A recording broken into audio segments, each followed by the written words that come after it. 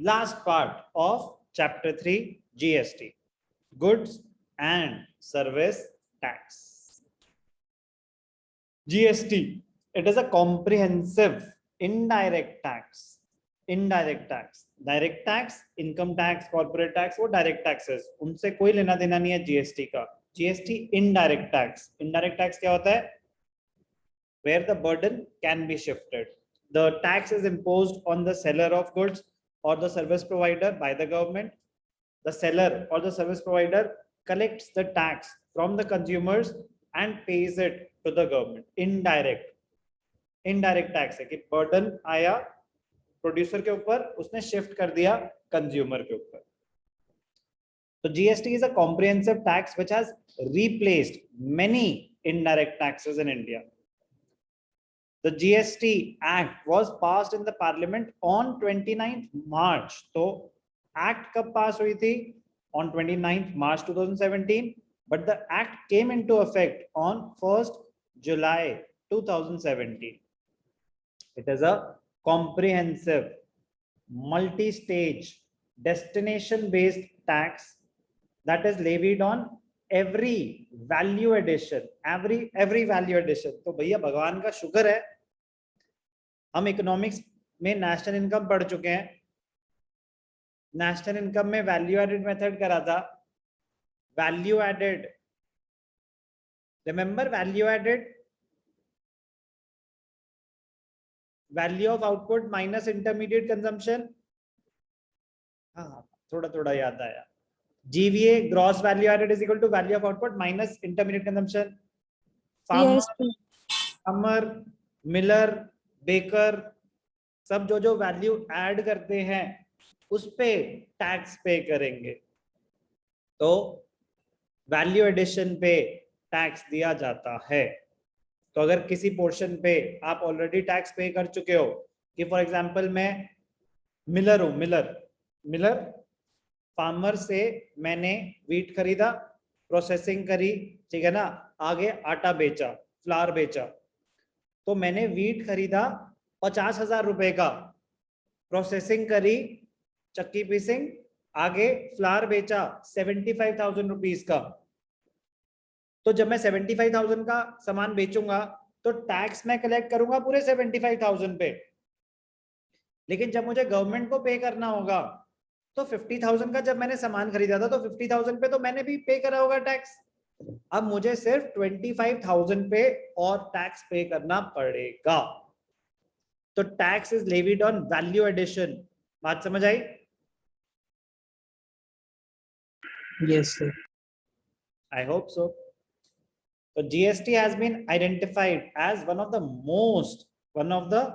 most important tax reforms post independence. One of मतलब है भी बहुत खतरनाक high level implementation. बहुत बड़ी चीज है GST. The government of India implemented GST following the credo of one nation, one tax. पहले क्या होता था? Indirect taxes, service tax अलग, VAT, value added tax अलग, CST, central sales tax अलग, entertainment tax अलग, इतने सारे अलग अलग और बहुत सारे taxes थे. एक सिंगल टैक्स आएगा GST. वन नेशन, पूरी इंडिया एक tax. And wanting a unified market in order to ensure the smooth flow of goods and services across the country. Tax, apart from being a source of revenue for growth, also plays a key role in making the state accountable to its taxpayers. Effective taxation ensures that public funds are effectively employed in fulfilling social objectives for sustainable development. Taxes से जो पैसा आएगा वही तो government को अपने objectives meet करने में काम आएगा. और कहां से पैसा आ रहा है? Tax is the major source of revenue for the government. And indirect taxes, GST, approximately 1 lakh crore per month. 1 lakh crore per month government का कलेक्शन रहता है GST का. Among other benefits, GST is expected to improve the ease of doing business in tax compliance. expected to increase in ease of doing business, reduce the tax burden by eliminating tax on tax. तो double taxation avoid करने में help करता है, जैसे value added method help करता था double counting of income में, GST help करता है डबल टैक्सेशन में. Improve tax administration, mitigate tax evasion, tax की चोरी पकड़ी जाएगी, broaden the organized segment of the economy and boost tax revenues. GST has replaced 17 indirect taxes like value added tax, service tax, excise duty, sales tax, 23 cesses आपका education cess, different types of additional taxation, center के cess थे, state के cess थे, thereby eliminating the need for filing multiple returns.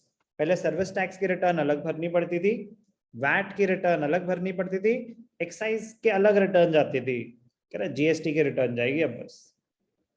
तो ये बहुत काम आई चीज. It has rationalized the tax treatment of goods and services along the supply chain from producers to consumers. GST is charged at each stage of value addition and the supplier offsets levy on inputs in the previous stage of value chain through tax credit mechanism. जैसे मैंने बताया था ना कि एक farmer है, एक Miller है, एक बेकर है. तो मैं मिलर हूं, मैंने फार्मर से 50,000 रुपए का सामान खरीदा, मैंने उसके ऊपर टैक्स दिया होगा. फिर मैंने आगे मिलर को, मैं मिलर खुद था, मैंने आगे बेकर को 75,000 का सामान बेचा, तो बेकर ने 75,000 का मुझे टैक्स दिया होगा, बट कलेक्ट तो मैंने करा 75,000 के हिसाब से, गवर्नमेंट को पे करना है मुझे टैक्स, मैं 50 का ऑलरेडी पे कर चुका हूं. तो जो मैंने वैल्यू एडिशन करी है, मैं सिर्फ 25,000 का टैक्स दूंगा, जो 50 का टैक्स मैं ऑलरेडी दे चुका हूं उसका मुझे क्रेडिट मिल जाएगा. उसको बोलते हैं input tax credit. Input taxes, जब हम परचेज करते हैं कोई सामान, तो जो उस पे मैंने टैक्स पे किया वो मेरे इनपुट टैक्सेस होते हैं. जो मैंने सेल करा सामान, उस पे जो टैक्सेस मैं कलेक्ट करता हूं वो आउटपुट टैक्सेस होते हैं. तो जो आपने इनपुट टैक्सेस पे कर रखे हैं उनका आपको क्रेडिट, उनका आपको बेनिफिट मिल जाएगा जब आप सामान बेचोगे. तो जो गवर्नमेंट को आपको टैक्स देना है वो सिर्फ वैल्यू एडिशन पे देना है. The last dealer in the supply chain passes on the GST to the consumer, making GST a destination based consumption tax. जो लास्ट है वो तो कंज्यूमर से कलेक्ट करेगा विद जीएसटी, पूरा का पूरा उसको पास ऑन कर दिया. Liability. The provision of availing input credit at each stage of value chain, it helps in avoiding the cascading effect. Double taxation, cascading effect, tax on tax. अगर ऐसा होता कि मैंने फार्मर से 50,000 का सामान खरीदा, 50,000 का आपको टैक्स देना है गवर्नमेंट को, फिर बेकर ने मुझसे 75,000 का सामान खरीदा, 75,000 पे आपको टैक्स देना है, फिर कंज्यूमर ने जब 1 लाख का सामान खरीदा उस पे 1 लाख पे भी टैक्स देना है. That is called cascading effect of tax, कि टैक्स पे टैक्स दिए जा रहे हो. सिर्फ जो वैल्यू एडिशन हुई है उस पे बनता था ना टैक्स, तो वो एलिमिनेट करने में, अवॉइड करने में हेल्प करता है. Which is expected to reduce the prices of commodities and benefit to the consumers. What are the various types of taxes? एक है CGST, Central Goods and Service Tax. Intrastate, अगर within the state सामान बेच रहे हैं या खरीद रहे हैं, Delhi to Delhi, Haryana to Haryana, Kerala to Kerala, कोई भी within the same state, तो लगता है 2 टैक्सेस, एक सीजीएसटी, एक एसजीएसटी. दोनों ही लोकल ट्रांजैक्शंस पे लगते हैं. Central goods and service tax का शेयर जाता है सेंट्रल गवर्नमेंट के पास. SGST, state goods and service tax का शेयर जाता है स्टेट गवर्नमेंट के पास. ध्यान से देखना. जीएसटी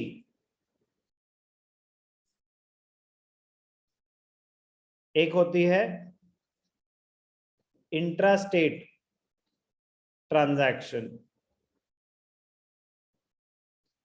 एक होती है interstate transaction, intra within the same state, interstate one state to another. तो जो इंट्रा स्टेट ट्रांजैक्शन हैं उस पे टैक्स के दो कंपोनेंट्स होते हैं, CGST और SGST, central goods and service tax, state goods and service tax. CGST का शेयर किसके पास जाता है? सेंट्रल गवर्नमेंट के पास। SGST का शेयर किसके पास जाता है? स्टेट गवर्नमेंट के पास। CGST central goods and service tax, state goods and service tax. Inter state transaction पे क्या लगता है? IGST, integrated GST। ये पूरा का पूरा जाता है सेंट्रल गवर्नमेंट के पास, उसके बाद वो स्टेट गवर्नमेंट को उनका शेयर देते हैं। तो एक तो GST के बारे में ये पता होना चाहिए, CGST, SGST, IGST, और एक पता होना चाहिए कि ये इनपुट GST क्या होता है और आउटपुट GST क्या होता है। इनपुट GST होता है GST paid at the time of purchase, at the time of purchase of goods or services। तो बेसिकली आपके इनपुट्स, जब आप सामान खरीद रहे हो तो जो आप टैक्स पे कर रहे हो उसको बोलते हैं इनपुट GST। आउटपुट GST होता है GST collected on sale of goods और सर्विसेज। ये टर्म्स पता होनी चाहिए। आ जाते हैं वापस। तो टैक्स CGST, SGST, IGST। CGST और SGST local transactions within the same state, IGST interstate transactions. Some more facts about GST। Single tax structure, GST aims to subsume a multiple, कह रहा है सबको कंसोलिडेट करके एक सिंगल टैक्स बनाएंगे। Making the goods uniformly priced across India.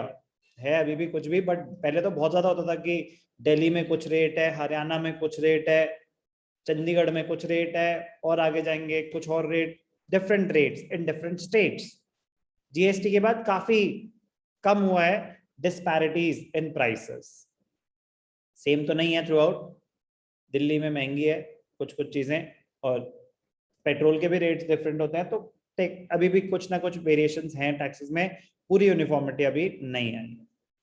Affect on prices, with the implementation of GST luxury goods have become costlier while items of mass consumption have become cheaper। GST के rates different होते हैं, तो जो luxuries हैं वो 28% पे tax हो रही है, जो नेसेसिटीज हैं कोई 5% वाली भी है, कोई 2.5% वाली भी है, 12% पे भी है, 18% पे भी है। Different rates depending on the type of commodity। Consumption based tax, GST is a consumption based tax, that is tax is received by the state in which the goods or services are consumed and not by the state in which the goods are manufactured। जो eventually final consumer है GST वो collect कर रहा है, consumer based, जिस state में consumption हुई है। For example, if the product is manufactured in Tamil Nadu and travels to the country before it reaches Delhi, where the buyer or the consumer pays the tax for it, both central and state will have their share in the tax, in the sense कि तब IGST लगेगा। तो मैंने बताया ना, IGST collect तो central government करती है, बट जिसका शेयर है उनको वो स्टेट गवर्नमेंट को भी देती है। कंजम्पशन बेस्ड टैक्स का मतलब टैक्स पे कहां पे होगा? जहां पे फाइनल कंजम्पशन हो रही है। Invoice matching, the Indian GST will have a mechanism of matching the invoices। Input tax credit, तो ये मैंने आपको बताया था कि input taxes किस पे होते हैं? Purchase goods and services will be available only when the inward supply details filled by the buyer matches the outward supply details filled by the supplier। Useless बातें हैं आपके लिए, मतलब नहीं बनता कि इकोनॉमिक्स में ये सब बातों का, but now that we are discussing. Manraj है फार्मर, मनराज ने 50,000 रुपए का सामान मुझे बेचा। सुनना बेटा ध्यान से, जीएसटी पढ़ रहे हैं हम, पता नहीं क्यों, ध्यान से सुनना। मनराज ने मुझे 50,000 का सामान बेचा, कोई डाउट? No, sir. अब मैं सामान खरीद रहा हूं तो 50,000 के ऊपर एडिशनल मैं जीएसटी पे करूंगा। मनराज उस जीएसटी का क्या करेगा प्रियदर्शन? लेट अस अज्यूम 10% था जीएसटी, तो मनराज ने 50,000 का सामान बेचा, 10% उसके ऊपर जीएसटी इंपोज किया, 5,000 मैंने उसको जीएसटी दिया। तो 5,000 जो जीएसटी कलेक्ट किया मनराज ने, जल्दी बताओ बेटा कि मनराज उसका क्या करेगा? Sir, पता नहीं। गवर्नमेंट को पे करेगा बेटा, ऑप्शन नहीं है उसके पास। जो आप टैक्स कलेक्ट कर रहे हो वो आपको गवर्नमेंट को पे करना है। नहीं नहीं, फार्मर तो फर्स्ट ओरिजिन था ना, फार्मर ने तो टैक्स दे दिया पूरा का पूरा 5,000 गवर्नमेंट को। तो फार्मर ने इंफॉर्मेशन प्रोवाइड करी कि मैंने इसको 50,000 का सामान बेचा है, उस पर इतना टैक्स पे किया है इसने। अब मैं हूं मिलर, मैंने आगे बेकर को 75,000 का सामान बेचा और मैंने उससे 10% 7,500 कलेक्ट करे। बट जब गवर्नमेंट को पे करने का टाइम आया तो मैंने बोला देखो 5,000 तो मैंने डिटेल्स भरी कि मैंने मनराज को टैक्स पे कर रखा है, 2,500 मैं और पे कर रहा हूं। ध्यान से सुनना बेटा, बड़ा ही मजेदार पॉइंट है। मैं गवर्नमेंट को बोल रहा हूं कि 7,500 मैंने टैक्स कलेक्ट किया, लेकिन उसमें से 5,000 तो मैं ऑलरेडी पे कर चुका हूं जब मैंने मनराज से सामान खरीदा था। अब 2,500 मैं और पे कर देता हूं। तो मैं गवर्नमेंट को इंफॉर्मेशन प्रोवाइड कर रहा हूं कि 5,000 का टैक्स मैं ऑलरेडी पे कर चुका हूं इनपुट्स पे। मुझे क्रेडिट तभी मिलेगा जब मनराज ने भी वो इंफॉर्मेशन शेयर कर रखी होगी कि दीपक चौधरी ने 5,000 रुपए का टैक्स ऑलरेडी पे कर रखा है मुझे। अब पढ़ना ध्यान से, invoice matching. Input tax credit of purchase of goods and services will be available, मुझे वो उसका क्रेडिट सिर्फ और सिर्फ तभी मिलेगा only when the inward supply details filled by the buyer matches with the outward। Manraj के लिए तो वो आउटवर्ड था, आउटपुट जीएसटी था क्योंकि उसको तो सेलर था, उसने जो इंफॉर्मेशन प्रोवाइड कर रखी होगी मैच करेगी तो मुझे क्रेडिट मिल जाएगा, और नहीं करेगी तो या तो मैं चोरी कर रहा हूं या वो चोरी कर रहा है। गवर्नमेंट के पास इंफॉर्मेशन आ जाएगी, फिर वो रिपोर्ट करेंगे। तो ऐसे पकड़ रहे हैं वो टैक्स की चोरी कि अगर मनराज टैक्स नहीं डिपॉजिट करेगा तो मिसमैच आ जाएगा। मैं क्लेम नहीं करूंगा, इसका मतलब मैंने वो सामान कहीं इधर उधर कर दिया, कच्चे में बेच दिया, जैसे कहते हैं ना विदाउट बिल अगर मैंने सामान बेच दिया तो मैं थोड़ी ना रिपोर्ट करूंगा और मैं कोई क्रेडिट ले रहा हूँ। तो कहेंगे भाई साहब आपने सामान खरीदा, वो गया कहाँ, आप कंज्यूमर तो हो नहीं। तो ऐसे टैक्स एवेजन बचाई जा सकती है। GST network is self regulating mechanism which not only checks tax frauds and tax evasion but also brings in more and more businesses into the formal economy. So it checks tax frauds, tax evasions, formal system. I doubt कि आपने ये सब school में discuss किया होगा, but बेटा पढ़ जरूर लेना क्योंकि है जनरल नॉलेज बट उतनी जनरल है नहीं, ठीक है ना। तो थोड़ी सी टेक्निकल है, टैक्सेशन नॉलेज के बिना तो इम्पॉसिबल है समझाना की बात हो गया। ये anti profiteering measure, it is one of the key features of the recently implemented GST law. These measures prevent entities from making excessive profits. As per the anti-profiteering rules, the benefit of reduced GST and increased input tax credit should be passed on to the consumer in the form of reduced price। करे आपका जो फायदा हुआ इस GST के implementation से, वो profit आप अपने पास नहीं रखेंगे, वो प्रॉफिट आपको पास ऑन करना पड़ेगा। A national anti-profiteering authority has been constituted for efficient administration of these provisions. Registration for GST, किस किस के लिए जीएसटी के लिए रजिस्टर करना कंपलसरी है? A business whose aggregate turnover in a financial year exceeds 20 lakhs. ये लिमिट एक्सटेंड हो गया 40 lakhs के लिए for the producers who are dealing in goods. Services के लिए 20 lakhs ही है अभी भी. They have to compulsorily register under GST. This limit is set at 10 lakhs for northeastern and hilly states flagged as special category states. ये important है आपके लिए. Book के हिसाब से अभी आपको ये फॉलो करना पड़ेगा, बट अगर आप गूगल करेंगे तो आपको पता चल जाएगा कि वो 40 lakhs हो चुके limit, but for those who are dealing in goods services के लिए अभी 20 lakhs ही है. Okay, part 1 closed.